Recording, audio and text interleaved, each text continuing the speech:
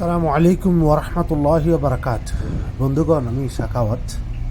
আসলে একটা জিনিস দেখতেছি আজকে যে আমার দোকানের সামনে এখানে রাস্তাটা কাজ করতেছে। আসলে উন্নতশীল রাষ্ট্রগুলার উন্নয়ন দেখলে আমরা অবাক হয়ে যাই, আমরা অবাক হয়ে তাকিয়ে থাকি যে আমাদের রাষ্ট্র কোথায় আছে আর আমরা এখন যেখানে আছি এই রাষ্ট্রগুলো কোথায় আছে।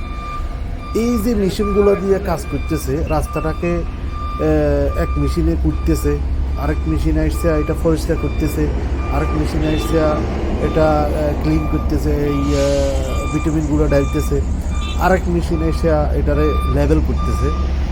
যে কাজগুলো করতেছে সবগুলো হলো, সকল শ্রমিকগুলো হলো আমাদের বাংলাদেশি, পাকিস্তান, নেপাল, এই সমস্ত রাষ্ট্রের শ্রমিকগুলা। এরা কাজ করতেছে, এরা প্রবাসী, এরা কাজ করতেছে সবাই। এই রাষ্ট্রটাকে তারা গড়তেছে, সুন্দর করতেছে। এটা আসলে কিসের কারণে? এটা হলো দুর্নীতিমুক্ত থাকার কারণে। আমাদের দেশে এই যে মেশিনগুলা, যে গাড়িগুলা, মেশিনগুলো, এগুলোর দাম তেমন একটা বেশি না। 50 কোটি টাকা, 100 কোটি টাকা, এর থেকে তো আর বেশি না। কিন্তু আমাদের দেশে হাজার হাজার কোটি টাকা আপনারা দুর্নীতি করে নিয়ে গেছে তারা। দুর্নীতির কারণে আমাদের দেশ উন্নত হইতে পারতেছে না। এই যে রাস্তাগুলো করতেছে, এই রাস্তাটা বিগত 10 বছর আগে একবার করছিল। 10 বছর পর, 10 থেকে 12 বছর পর এখন আবার করতেছে। রাস্তাটার অন্তত পক্ষে 4 ইঞ্চি পর্যন্ত, কোথাও কোথাও 5 ইঞ্চি পর্যন্ত খুদা নিয়ে গেছে তারা। এগুলা পাথরগুলাকে উঠাইয়া নিছে, উঠানোর পর আবার তারা সুন্দর করে লেভেল করতেছে। অন্তত পক্ষে 6 ইঞ্চি তারা আবার এটা ঢালাই করতেছে, 6 ইঞ্চি পর্যন্ত।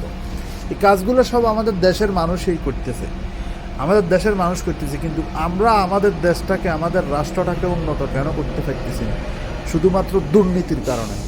আমি মনে করি, আমরা সকলে মনে করি আমাদের রাষ্ট্র। এখন আমরা বলি আমাদের রাষ্ট্র, আগে এক সময় আমরা বলতাম আমার দেশ। আমার দেশ না, আসলে দেশ হলো আমাদের দেশ। আমাদের দেশকে উন্নত করার জন্য দুর্নীতিমুক্ত থাকা দরকার, এবং কি যে কন্ট্রাক্টররা নিয়ে যায় তদারকি করা দরকার আমাদের সাধারণ মানুষেরও। কারণ এই যে রাস্তাটা দেখেন 4 ইঞ্চি পর্যন্ত এটা শুধু খুঁজে নিয়ে গেছে। এই রাস্তাটার থিকনেসটা কতটুকু হবে, রাস্তাটার স্থায়িত্ব কতটুকু হবে? ধন্যবাদ।